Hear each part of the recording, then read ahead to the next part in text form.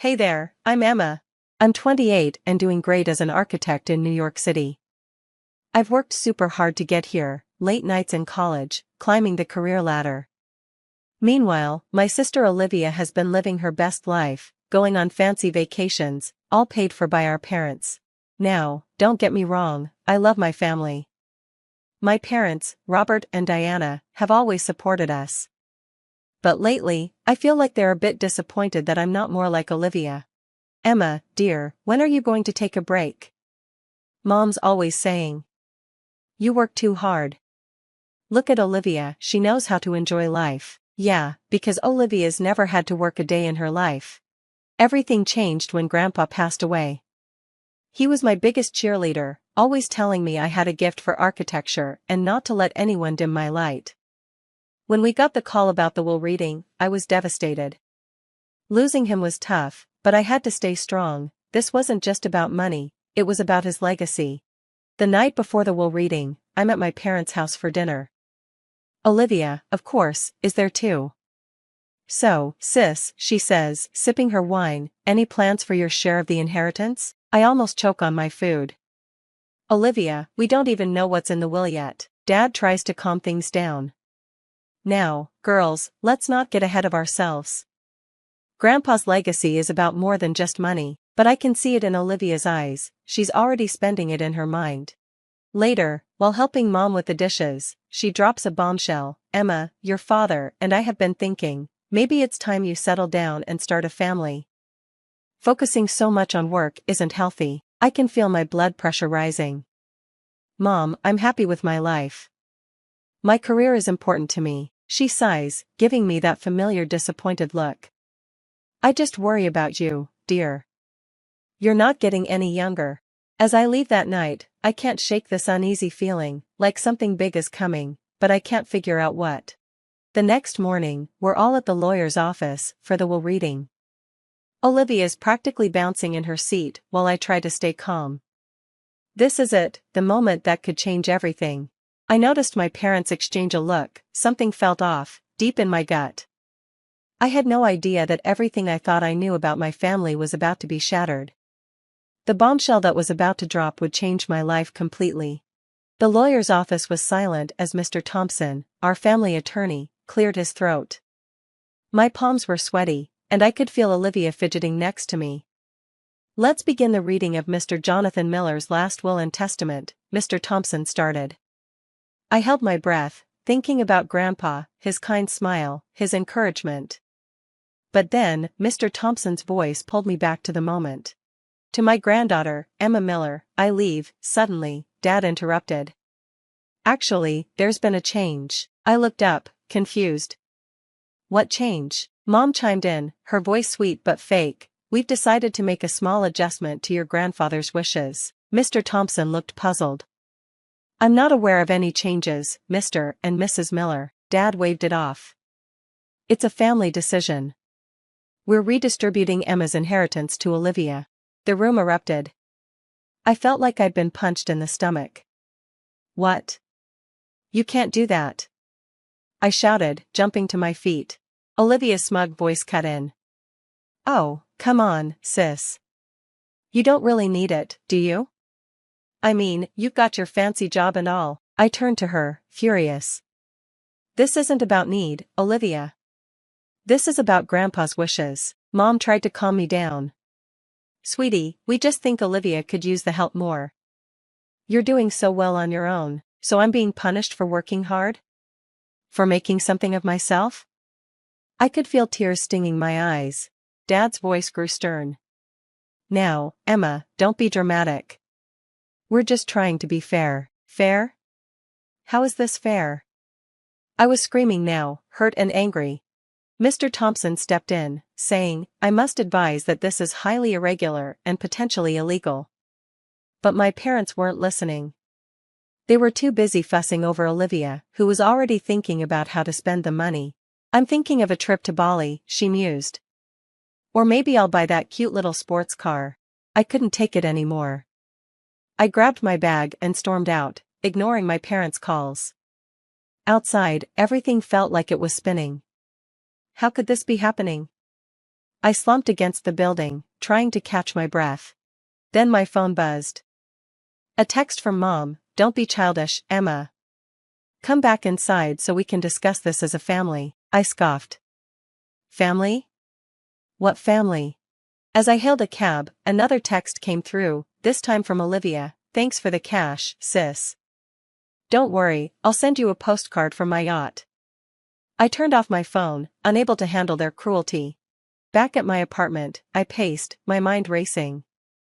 This couldn't be legal, changing a will like that? I tried to make sense of it all. The favoritism, the constant criticism of my choices, the way Olivia was always praised for doing nothing. It had always been there, hadn't it?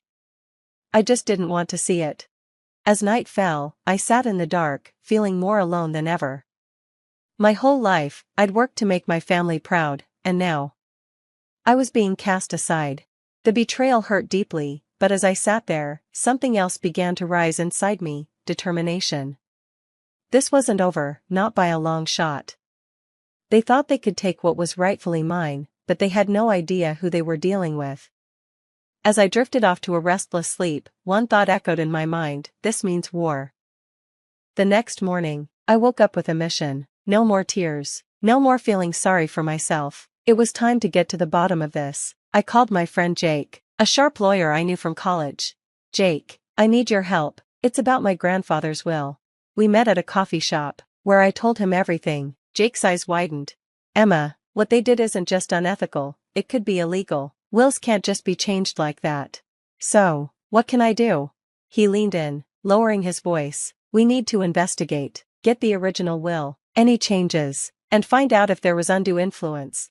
I nodded, feeling determined. "Where do I start?" "Your grandfather's lawyer, Mr. Thompson. He might help if he thinks something's wrong." I left the coffee shop with a plan. First stop, Mr. Thompson's office. The old lawyer looked relieved when he saw me. "Emma, I'm glad you're here. What happened at the reading didn't sit right with me. Can you tell me more about the original will?" I asked. He hesitated, then nodded. "Your grandfather left you the majority of his estate. He was so proud of your hard work, Emma. He wanted to make sure you could pursue your dreams without worrying about money." My heart clenched. "Oh, Grandpa. When was the will changed?" Mr. Thompson frowned. "That's the thing. It wasn't officially changed. Your parents just announced it. I've never seen anything like it." With this information, I dug deeper. I called old family friends and business associates of my grandfather. Slowly, a picture started to form. Olivia had been manipulating my parents for years, playing the victim and making me look like the cold, career-driven daughter who didn't need their support. But it was worse than that. I uncovered evidence that my parents had been embezzling money from the family company to fund Olivia's lavish lifestyle. Each new discovery was like a knife to the heart. How could they do this to me? How could they disrespect Grandpa's memory like this? I struggled with what to do next. These were my parents, my sister. Did I really want to take legal action against them? But then I remembered Grandpa's words: stand up for what's right, Emma, no matter what. I made my decision. I called Jake. "I want to pursue this legally. I have evidence." Jake's voice was serious. "It won't be easy, Emma. Are you sure?" "I'm sure. They need to face the consequences for what they've done." Over the next few weeks, Jake and I built our case: financial records, witness statements, copies of the original will. It was all there in black and white, but I needed more. I needed undeniable proof of their lies. That's when I came up with a plan: a family dinner, one last chance for them to come clean, and I'd record it for evidence. As I sent out the invitations, my stomach churned. This was it, the point of no return. I looked at a photo of Grandpa on my desk, his kind eyes seeming to encourage me. "I won't let you down, Grandpa," I whispered to myself. "I'll make this right." The stage was set. In just a few days, I would confront my family with the truth, and after that, nothing would ever be the same. The day of the family dinner arrived. I had set up hidden cameras in the dining room, with Jake waiting in the next room. My heart was pounding as I heard the doorbell ring. "Emma, darling," Mom breezed in, giving me air kisses on the cheek. Dad and Olivia followed, all smiles, acting like everything was fine. We sat down to eat, making small talk. I could barely touch my food, waiting for the right moment. Finally, I couldn't hold it in anymore. "So, about Grandpa's will." The room went silent. Dad cleared his throat. "Emma, we've been over this. It's done. I took a deep breath. No, it's not. I know what you did. All of it. Olivia scoffed. What are you talking about? I pulled out a folder. I'm talking about how you manipulated Mom and Dad for years and how you've been embezzling from the family company. Mom's face went pale. That's ridiculous. Emma, you're being paranoid. Am I? I laid out the financial records in front of him. Explain these. Then, hundreds of thousands of dollars funneled into Olivia's accounts. Dad stood up, his face turning red. Now listen here, young lady, but I kept going. And let's talk about the will. You had no legal right to change it. Grandpa wanted me to have that inheritance. Olivia's smug smile faded. You were always his favorite. It's not fair. Fair? You want to talk about fair? I worked hard while you partied through life, and they supported you every step of the way. Mom tried to calm things down. Sweetie, we just wanted to help Olivia. You're so successful. You thought you'd punish me for being independent, for making something of myself. That's when Jake walked in. Mr. and Mrs. Miller. Olivia, I'm Jake, Emma's lawyer. We have enough evidence here for criminal charges. The room exploded into chaos. Dad was yelling, Mom was crying, and Olivia was trying to delete something on her phone. You can't do this, Dad shouted. We're family. I stood my ground. You stopped being my family the moment you betrayed me, and Grandpa. In the weeks that followed, everything unraveled. The evidence was undeniable. My parents faced charges for financial fraud and tampering with the will. Olivia was caught up in the embezzlement scheme. The legal battle was tough, but in the end, justice was served. The court reinstated Grandpa's original will, and I got back my rightful inheritance. My family's reputation was ruined, their social standing destroyed. As for me, I cut all ties. It was hard, but necessary. The last time I saw them was in court. As the verdict was read, the look of betrayal in their eyes almost made me laugh. They still didn't understand, did they? With the nightmare behind me, I focused on honoring Grandpa's memory. I used part of the inheritance to start a scholarship fund for aspiring architects from underprivileged backgrounds. The rest, I invested wisely, just as Grandpa would have wanted. 1 year after that fateful reading, I stood in front of my latest project, a community center named after Grandpa. As I cut the ribbon, a sense of peace washed over me. I could almost hear Grandpa say, "You did good, kiddo." I had lost the family I was born into, but I had gained something far more valuable: self-respect, integrity, and the knowledge that I could stand on my own. As I walked into my new office, I looked at the photo of Grandpa on my desk. "We did it," I whispered. "We made things right." The betrayal had nearly broken me, but in the end, it made me stronger. I was Emma Miller, architect, philanthropist, survivor, and I was just getting started. And that's the end of Emma's journey. Now, here's a question for you. Do you think Emma was right to take legal action against her family, or should she have tried to resolve the inheritance issue privately? At what point should family loyalty be set aside in favor of justice and personal integrity? Share your thoughts in the comments below. Your perspective could spark some interesting discussions.